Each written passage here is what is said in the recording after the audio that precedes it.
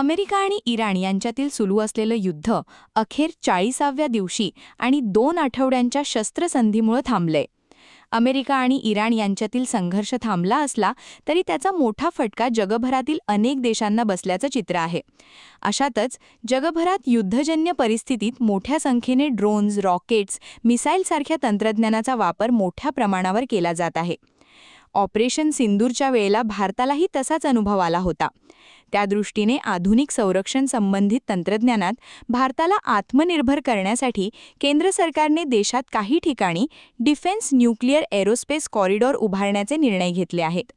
त्याच मालिकेत एक डिफेन्स कॉरिडॉर नागपूर जिल्ह्यातील सावनेरमध्ये विकसित केले जाणार आहे. दरम्यान राज्य सरकारने सावनेर येथील प्रस्तावित डिफेन्स न्यूक्लिअर एरोस्पेस कॉरिडॉरसाठी 2721 हेक्टर भूसंपादनास मंजुरी दिली असून लवकरच भूसंपादनाच्या कामाला सुरुवात होणार आहे. हा कॉरिडॉर देशातील सर्वात महत्त्वाकांक्षी संरक्षण आणि एरोस्पेस प्रकल्पांपैकी एक मानला जातो.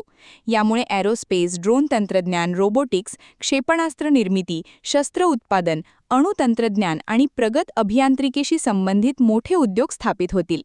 सरकारचा दावा आहे की या प्रकल्पामुळे सावनेर आणि आसपासच्या नागपूर विदर्भ प्रदेशात औद्योगिक क्रांती घडेल. देशी आणि परदेशी कंपन्यांकडून मोठ्या प्रमाणात गुंतवणूक येईल, ज्यामुळे स्थानिक तरुणांसाठी हजारो रोजगाराच्या संधी निर्माण होतील. हा प्रकल्प पुढे नेण्यात मुख्यमंत्री देवेंद्र फडणवीस यांची भूमिका महत्त्वपूर्ण मानली जाते.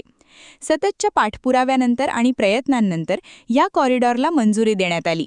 स्थानिक प्रतिनिधींनीही याला विदर्भाच्या विकासासाठी गेम चेंजर म्हटले आहे. हा प्रकल्प मेक इन इंडिया आणि संरक्षण क्षेत्रातील आत्मनिर्भरतेच्या दिशेने एक मोठे पाऊल मानलं जातं.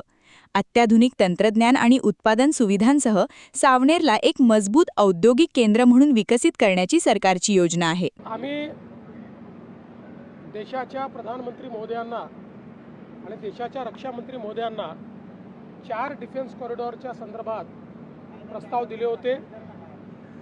माननीय रक्षामंत्रीजींनी मला जी माहिती दिली त्यानुसार आता त्यांच्या मंत्रालयाकडनं त्या संदर्भातली शिफारस त्यांनी केलेली आहे.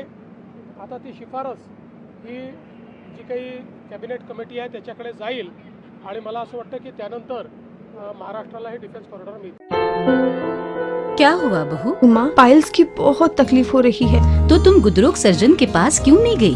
देखो, जैसे हार्ट के लिए हार्ट स्पेशलिस्ट, ब्रेन के लिए ब्रेन स्पेशलिस्ट, तो पाइल्स के लिए पाइल स्पेशलिस्ट क्यों नहीं? स्त्री हो या पुरुष, टॉयलेट में तकलीफ केवल पाइल्स ही नहीं और भी कई प्रकार के गुदरोग तथा कैंसर भी हो सकता है.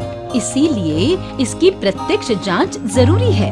ठीक है माँ, पर जांच के लिए हम जाएंगे कहाँ? वही काले आयुर्वेदिक पाइल्स हॉस्पिटल में. लेकिन माँ, प्रेगनेंसी में पाइल्स की दवाइयाँ? प्रेगनेंसी में आयुर्वेदिक दवाइयाँ सुरक्षित होती है. जनहित में जारी काले आयुर्वेदिक पाइल्स हॉस्पिटल, औषधि चिकित्सा तथा सर्जरी ट्रीटमेंट उपलब्ध. हमारा पता उमरेड रोड, दिघौरी बस स्टॉप के पास, नागपुर. अधिक जानकारी के लिए वेबसाइट पर जाएं kalepileshhospital.com.